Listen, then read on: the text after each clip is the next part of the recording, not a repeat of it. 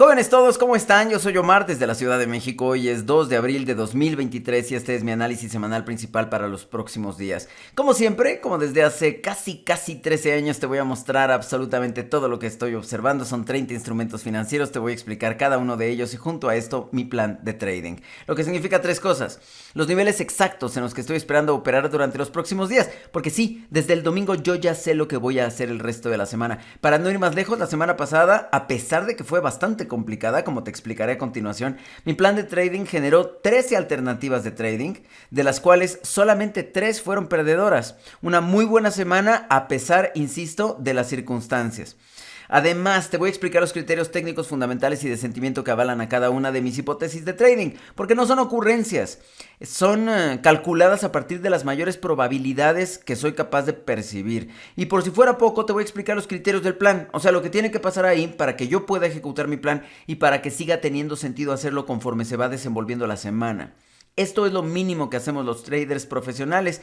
Y si estás aspirando a construir un negocio de verdad, no un pasatiempo, un negocio sobre esta fantástica actividad, inscríbete a mi Patreon. ¿Por qué? Porque vas a obtener todo lo que necesitas, todos los conocimientos, que no son pocos, vas a ir adquiriendo la experiencia y hasta eso que piensas que te hace falta, lo vas a obtener aquí. El precio sigue siendo igual de ridículo y por ahí me están diciendo que todavía hay un lugar para ti.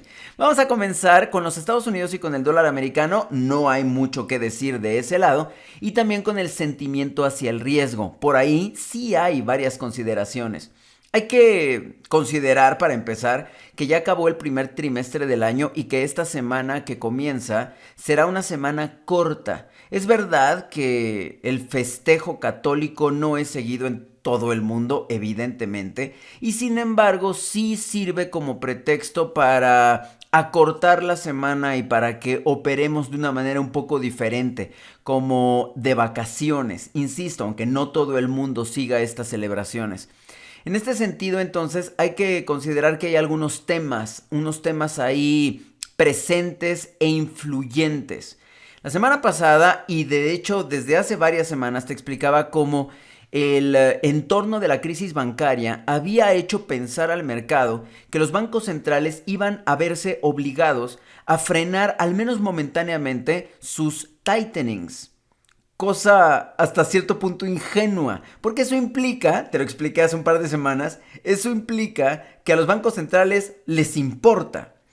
Lo cierto es que no vimos realmente señales de que los bancos centrales estuvieran preocupados por la crisis bancaria. No solamente los bancos, el Banco Europeo, el Banco de Inglaterra, nos aseguraron que ellos son completamente inmunes a lo que estaba pasando del otro lado del Atlántico, sino que también incluso en los Estados Unidos el mensaje continuamente era de confianza, de que tenían contenida la situación y que para nada teníamos que pensar en 2008, en Lehman Brothers y en esa historia que todos traemos ya tatuada en el ADN. Bueno, con esto en mente, entonces, el mercado ha comenzado a suavizar esta expectativa. Fíjate lo que pasó la semana pasada, me parece muy revelador. El lunes, las apuestas para un no hike de la Reserva Federal, ya sé que falta mucho, faltan 4 semanas o algo así para el próximo anuncio, pero es revelador, es significativo.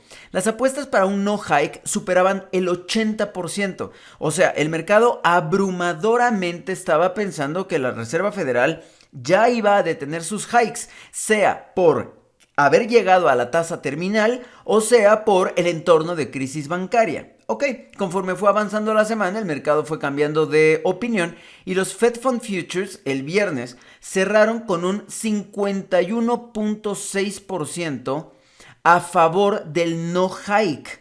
O sea, en otras palabras, las apuestas hacia un hike de 25 puntos base, que sería lo más normal, se han elevado bastante comparado con el principio de la semana y ya prácticamente están 50-50 en comparación con las probabilidades que el mercado ve de que la Reserva Federal no haga hike. Entonces, esto te habla de cómo, pues, ciertamente hemos comenzado a tener un poco de mayor confianza con respecto a que el tightening no se va a detener. O sea, se habrá de detener en donde se tenga que detener, pero no por razones de crisis bancaria. En otras palabras, no motivados por la aversión, ¿ok? Hasta ahí entonces pareciera que el apetito tiene la puerta abierta. Y sí, de hecho, si viste cómo cerraron, no sé, el mercado bursátil, cómo cerraron las divisas asociadas al riesgo, asociadas al apetito, tiene sentido entonces que pareciera que el apetito está reiniciando sus actividades. Sin embargo, hay que considerar, por ejemplo, el mercado de bonos. Los treasuries de 10 años siguen intentando romper el soporte, que en este momento debe estar alrededor del 3.37%. El hecho de que esté intentando romper el 3.37 no nos indica apetito, al contrario, nos indica que la aversión no se ha ido del todo. Y es que basta con que ojes un diario, un feed de Twitter de alguna agencia noticiosa. Es muy impresionante el tipo de noticias que tenemos. Todas las semanas escuchamos o leemos acerca de misiles detonados, lanzados por Norcorea, por Corea del Norte. Y la semana pasada Rusia presumió, o sea, nada de, hemos descubierto que los rusos enviaron unos misiles al mar de Japón. No, los propios rusos lo dijeron con mucho orgullo y con mucho descaro. Sí, estuvimos haciendo unas pruebas con algunos targets ahí de juego, ahí en el mar de Japón, ahí pues ya saben, tenemos algunos misiles para jugar. Entonces, eso evidentemente no debería de darnos confianza acerca de la situación actual de la geopolítica mundial y mucho menos acerca de la salud mental de algunos líderes. Pero bueno, eso es otra cosa. La próxima semana... Antes de la próxima semana, te iba a decir, la próxima semana en los Estados Unidos, datos de empleo, se espera una retracción normal y a ver si ya se cumple, porque hemos visto bastantes buenos números a pesar de que hemos esperado retracciones. Pero lo que no te dije es que esta semana también fue anunciado el GDP de los Estados Unidos, el dato de crecimiento, y te advertía la semana pasada que era el dato final, o sea que no se esperaba gran cosa. Curioso, porque el dato final estaba en 2.7% y el dato con el que salió fue 2.6%. Es decir, una décima más abajo de lo que se supone que ya estaba cantado, de lo que se supone que ya era inamovible. Lo que evidentemente marca esta tendencia en el crecimiento de los Estados Unidos hacia abajo, está intentando recuperarse, pero que es razonable, es una consecuencia razonable del proceso de tightening, es la dinámica normal que tenemos. Y si no me lo estás entendiendo, ahí está el segmento de análisis fundamental para que lo veas. Ahí explico claramente, detalle a detalle, todo lo que significa los ciclos de política monetaria de los bancos centrales y cómo los datos empiezan a darnos pistas acerca de lo que viene en términos de análisis fundamental. Collins de la Reserva Federal dice que la clave para bajar la inflación está en mantener el tightening, o sea, en mantener las tasas altas, y asegura que va a ser necesario un poco más, lo que es consistente con el dot plot, es consistente con las expectativas que la propia Reserva Federal ha despertado en nosotros, lo que es consistente incluso con las percepciones más agresivas que ha tenido el mercado a lo largo de las últimas semanas. Entonces, bueno, no es que Collins nos esté diciendo algo nuevo, es simplemente el hecho de que sabemos que todavía debe faltar en la Reserva Federal por lo menos un hike. Debió de haber sido una semana más bien mala para el dólar americano, lo fue contra algunas divisas, pero si ves el gráfico del dólar americano, este es el gráfico semanal. Si no estás viendo este gráfico, significa que estás viendo el video en Instagram, pero por favor abre un gráfico del dólar americano para que veas a lo que me refiero. Como ves, la acción del precio fue reducida, fue en realidad una inside bar, la que pintó la semana pasada, y rebotando consistentemente en la zona de soporte que conocemos tan bien.